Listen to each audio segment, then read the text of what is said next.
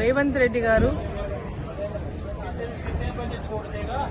వేయాలనుకుంటున్నటువంటి HC భూముల యొక్క వేలాన్ని వెంబడే ఆపివేయాలి. గతంలో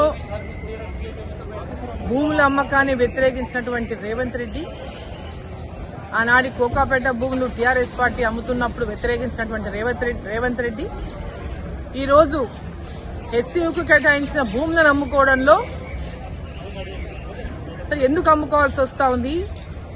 ఒక విద్యా సంస్థకి ఇచ్చినటువంటి భూములని ఈరోజు వాళ్ళు పొజిషన్ తీసుకోకపోయిండొచ్చు, బట్ ఆ భూములను కేటాయించింది హెచ్సియుకు మాత్రమే. అనేక విద్యా సంస్థలు అక్కడ వచ్చినాయి.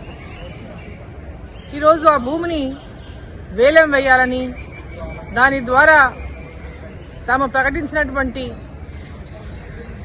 ఏవైతే 6 గ్యారంటీలు ఉన్నాయో వాటి కోసం ఈ డబ్బును ఉపయోగించుకోవాలని, ఈ వేలం